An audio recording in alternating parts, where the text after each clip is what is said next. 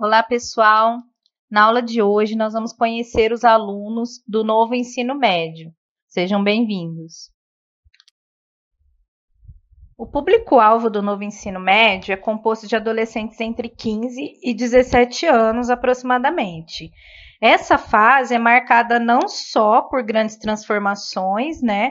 A adolescência, transformações físicas, biológicas, mentais, sociais, como também é marcada por cobranças por parte dos adultos, principalmente os pais, em relação a um caminho que esse adolescente deve seguir.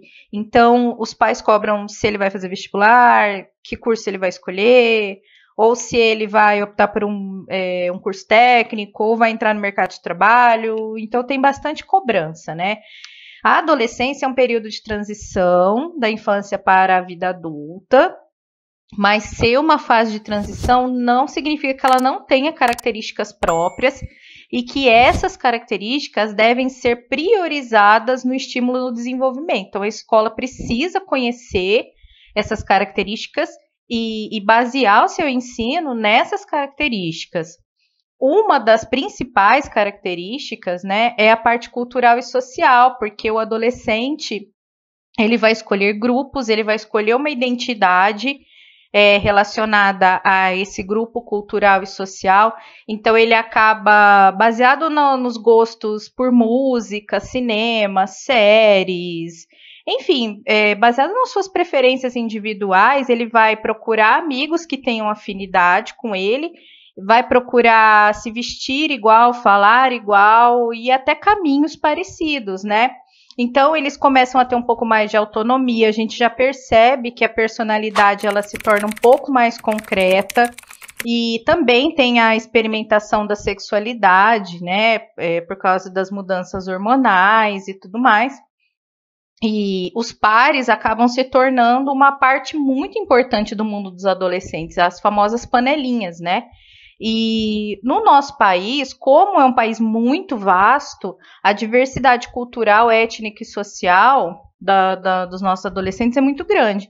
Então, nós não temos uma hegemonia de gostos ou de crenças ou de música.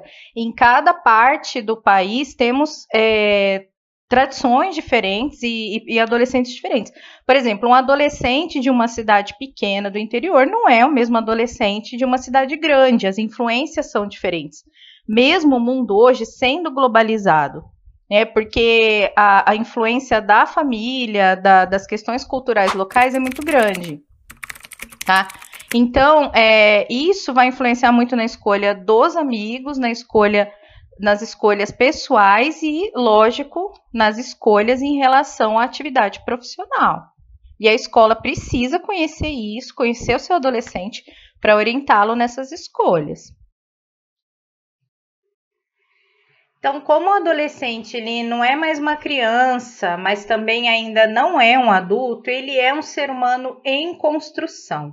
É nessa fase que nós temos o desenvolvimento do autoconceito, que é aquela ideia que nós fazemos de nós mesmos, né?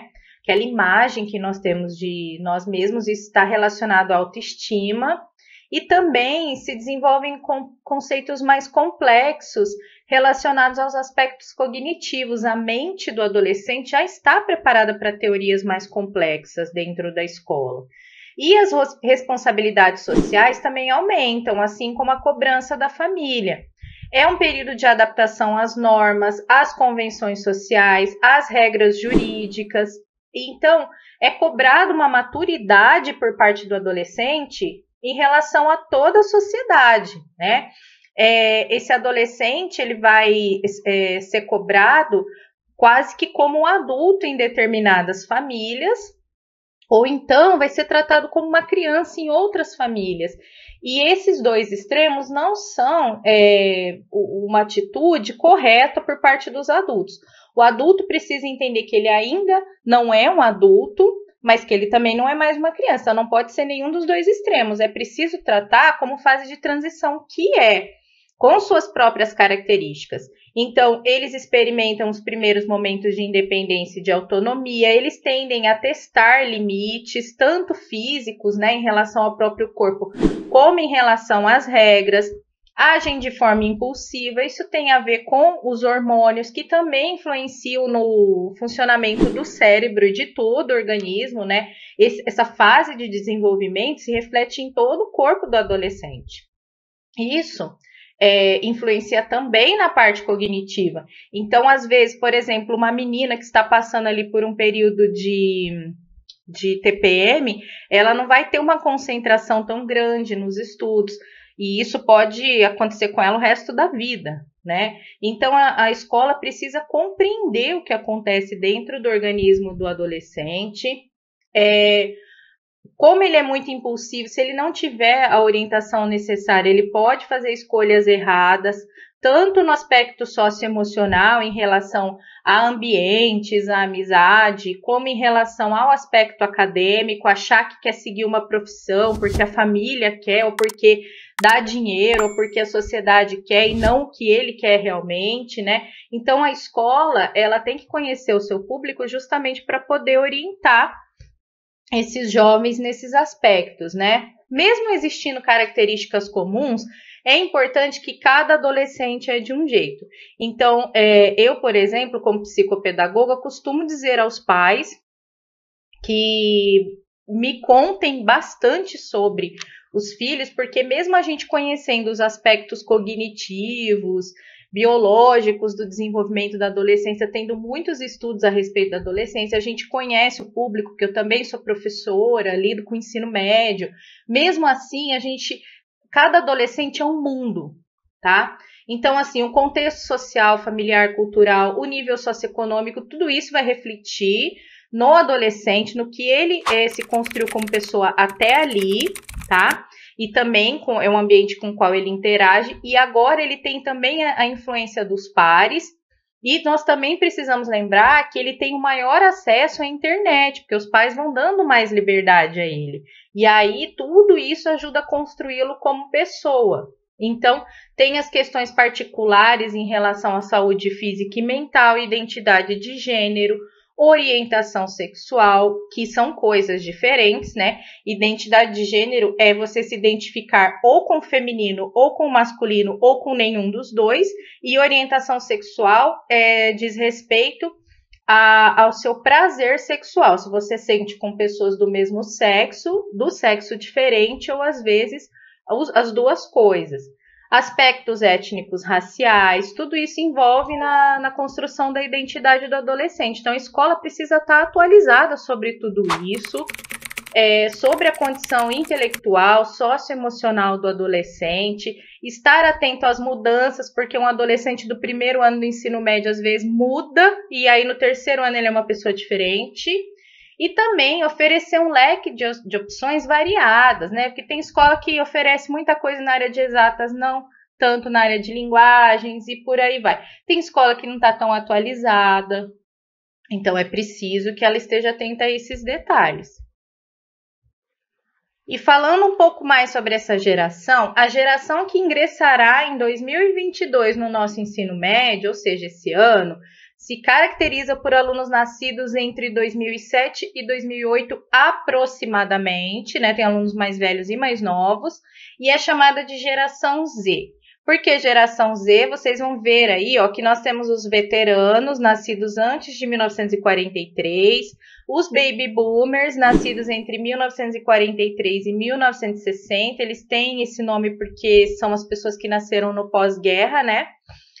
Geração X, nascidos entre 1960 e 1980, a geração Y ou millennials, que a gente ouve falar muito no mercado de trabalho, que são os nascidos no final do milênio, né, nas duas últimas décadas do século XX, são já nativos digitais, mas não tão conectados quanto a geração Z, nascidos entre 2000 e 2010. E é interessante notar, a gente percebe nas escolas que muitos adolescentes são filhos da geração Y, né, dos millennials. E aí nós temos também as crianças, a geração alfa, né, que nasce a partir de 2010, já estão com 12 anos, também são os futuros alunos do ensino médio. Essa geração, ela é muito parecida com a geração Y, com os millennials, né? Mas eles são muito diferentes das gerações anteriores, da X para trás. E aí os pesquisadores americanos fizeram algum mapeamento dessas características, né? E a principal diferença se deu por causa da influência da internet e da conectividade. Então a gente vai ver que isso precisa ser compreendido, analisado pela escola e usado no seu dia a dia. Quem quiser saber mais sobre as características da geração Z dentro da escola, tem esse link aí da Escola da Inteligência, que a gente entende melhor como eles são em sala de aula. Peço desculpas por interromper sua aula por um breve momento, mas tenho algo importante e vantajoso para compartilhar com você. Se você está gostando desta aula, tenho uma ótima notícia. Agora você pode levar sua experiência de aprendizado para o próximo nível fazendo sua matrícula em nosso site. Ao se matricular, você terá acesso exclusivo a uma série de benefícios. Primeiro, você pode baixar a apostila completa do curso em PDF, perfeita para acompanhar as aulas e revisar o conteúdo sempre que precisar. Além disso, ao concluir o curso, você terá a oportunidade de adquirir um certificado de conclusão, um grande passo para o seu desenvolvimento profissional e acadêmico. E sabe o que mais? Ao assistir às aulas diretamente em nosso site, você terá uma experiência de aprendizado sem interrupções ou propagandas. Isso significa mais foco e eficiência no seu estudo. Então, não perca essa chance. Clique no link na descrição deste vídeo ou visite nosso site para se matricular agora mesmo. É rápido, fácil e vai transformar a maneira como você aprende. Agora, vamos voltar à aula. Obrigado por sua atenção e nos vemos no site. Melhor como eles são em sala de aula. Lembrando, né, gente, que cada adolescente é de um jeito, cada escola tem seu tipo de ensino médio. Então, isso é mais uma visão geral para a gente ter uma ideia. Então, vamos ver algumas características da geração Z. São adolescentes que estão constantemente conectados por meio dos dispositivos móveis, eles não largam o celular, geralmente, né? Tem mania de zapear tendo várias opções, como os canais de televisão, de internet, de videogame, do telefone celular. Eles são multitelas, né? Eles estão sempre conectados em uma tela, no mínimo, às vezes em mais de uma, e eles passam boa parte do tempo nisso. São nativos digitais, sempre familiarizados com as novas tecnologias, acessam a internet de casa e também na rua pelo celular, e o mundo deles é muito tecnológico e virtual. É uma geração mais preocupada com o meio ambiente, que a gente vai ver isso, né? Por exemplo, a gente vê aí no quadro como eles são em relação ao mercado de trabalho, né? Lembrando que muitos já estão inserindo já no mercado de trabalho. Muitos jovens da geração Z já estão, inclusive, ganhando bastante dinheiro, né?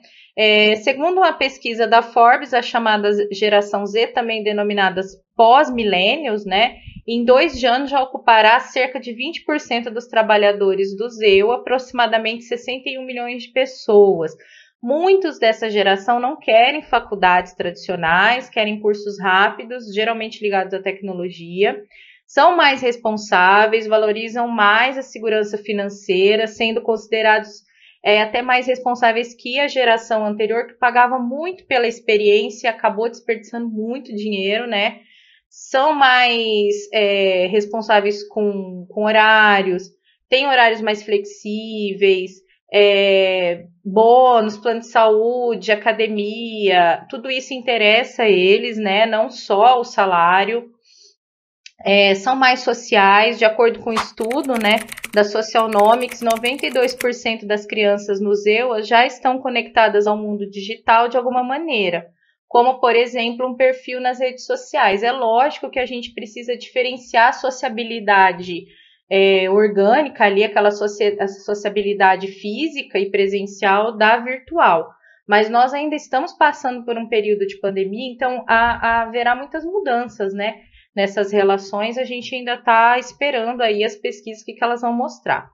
São pessoas que nasceram depois dos anos 2000, já tiveram a tecnologia como parte da evolução natural e por esse motivo são mais dependentes também, né? Eles se adaptam muito rápido às tecnologias, mas eles também têm uma dificuldadezinha de viver sem essa tecnologia, né? O que em alguns casos pode ser um pouco, pode ser um defeito emocional até da pessoa, né? Porque eles acabam tendo muita ansiedade quando estão afastados dessa tecnologia. O fator emocional é um fator delicado por causa do contexto que a gente está passando, né?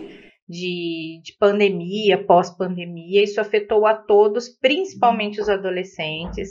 Os alunos da geração Z, eles precisam de atenção, precisam de cuidados constantes e costumam ser mais instáveis que os da geração anterior.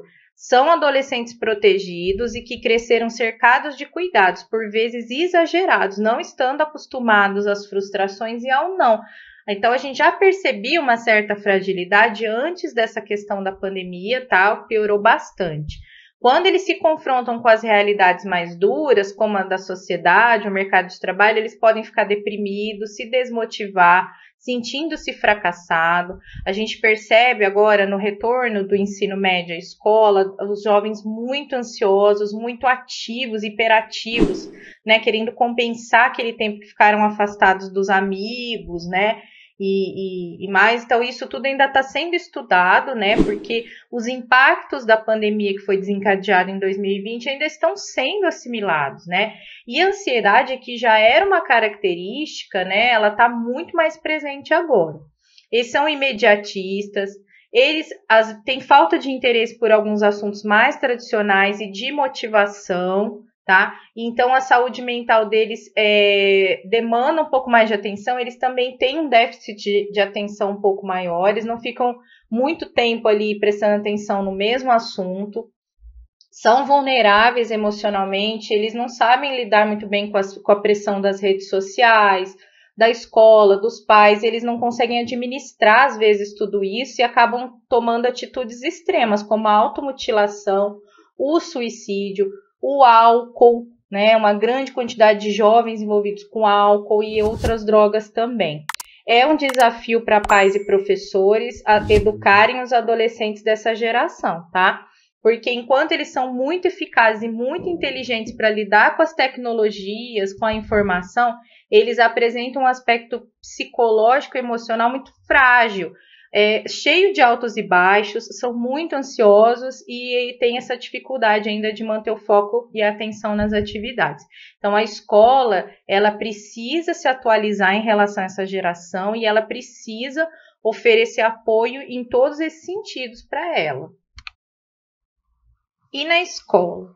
Na escola, as características são: eles têm um cérebro muito ágil, porque como eles são muito estimulados, né, desde que nascem, foram muito estimulados, eles pensam assim de um modo muito mais rápido até do que a geração anterior, que também é nativa digital, né? Então, eles têm uma agilidade mental muito grande, essa agilidade precisa ser aproveitada pela escola, apresentando grande variedade de informações e deixar os alunos trabalharem com elas. Tem um entendimento global, são alunos que têm uma visão mais ampla do mundo, que eles são bem informados.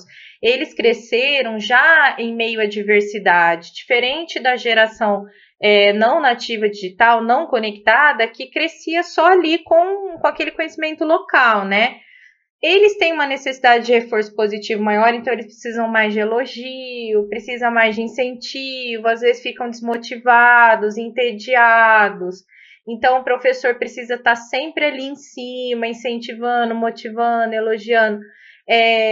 O fracasso para eles é muito duro, então é preciso que o professor converse bastante com eles, né? Não é uma geração acostumada com frustração, tá? Então, é preciso muito cuidado com isso. O professor deve explicar o erro, mostrar o caminho para o acerto, sem ficar paparicando, mas também sem ser muito seco, muito frio, porque isso pode desmotivar para sempre o aluno.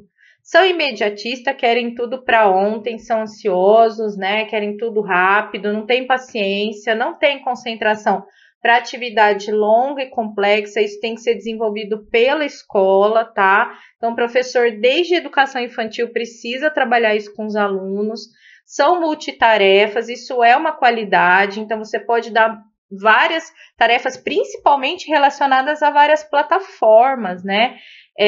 Eu, por exemplo, em sala de aula, costumo passar dentro de um mesmo tema, como eu sou professora de língua portuguesa, não só o texto escrito, aquela coisa da redação, mas eu deixo eles fazerem podcast, vídeo, dancinha do TikTok, o que for para explorar aquele tema ali que a gente está trabalhando dentro da língua portuguesa, principalmente da literatura, né?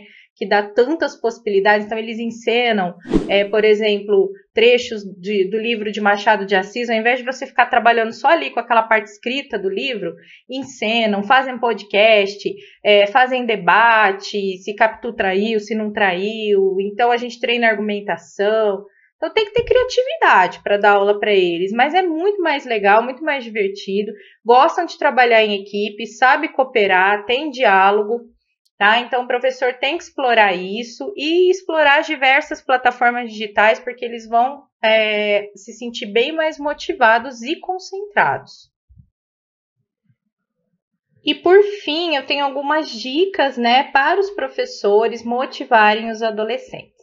Manter o entusiasmo todos os dias para ser modelo para os alunos. Eu sei que é difícil, às vezes a gente está bem cansado, mas se a gente estiver muito derrubado na frente deles, eles vão ficar mais derrubados ainda. Explicar a aplicabilidade do conteúdo, contextualizando. Então, como eu disse, usar diversas plataformas, mostrar como é que você vai usar aquilo ali no dia a dia, sempre adaptando a matéria à realidade do aluno, à atualidade.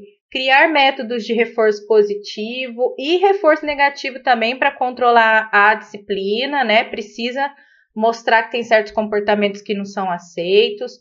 Promover a participação dos alunos nas teorias e práticas. Tem que ficar estimulando eles, senão eles não participam. Principalmente se for aula online, tá? Ser democrático nas decisões, consultá-los, dar para eles mais autonomia, mais independência, valorizar a diversidade de opiniões, de gostos, usar bastante. Eu costumo, no começo do ano, passar umas listinhas com as preferências deles. Eles colocam o nome, colocam, por exemplo, música favorita, o que gosta de fazer no tempo livre. Eu vou usando essas informações para elaborar as minhas práticas, tá? Seja sempre claro, objetivo e adapte a linguagem ao seu público. Não tem problema usar gíria, não tem problema usar termos menos informais. É melhor do que você falar uma linguagem muito culta e eles não entenderem o que você quer, o que você está falando. Lembre-se, gente, que o mais importante na escola é o aprendizado, tá? O professor precisa se fazer entender pelo aluno. Valorizar o esforço dos alunos, às vezes não sai o melhor trabalho, não sai a melhor prova, mas o aluno se esforçou, é preciso que a gente veja isso também, veja o que está acontecendo e ajude, a gente está lá para ajudar, tá? A gente não está lá para punir. Apontar e corrigir o erro, mas sem aquele alarde, explicando como fazer de forma correta, principalmente não humilhando o aluno. Então, vocês têm que ser parceiros, sabe? O adolescente ainda não é um adulto, mas ele é quase um adulto, então trate-o como tal, dê responsabilidades que ele pode cumprir, mas também pega leve porque ele ainda não é um profissional formado como você. Você é o adulto da sala, você é a autoridade e a responsabilidade maior é sua, tá? Então, a gente tem que motivar. E aí, tudo bem? Estou passando apenas para deixar um recado bem rápido para você que acabou de ver essa aula e que gostaria de assistir a todas as aulas desse curso. É bem fácil. Basta você clicar no link que está na descrição deste vídeo ou acessar www.novacursos.com.br. Fazendo sua matrícula em nosso site, você terá acesso a todas as aulas desse curso e mais centenas de outros cursos, além de poder fazer avaliação. E caso você queira, poderá estar adquirindo o certificado com um valor bem acessível. Esse foi o recado que eu queria dar. Aguardo sua matrícula. Até breve!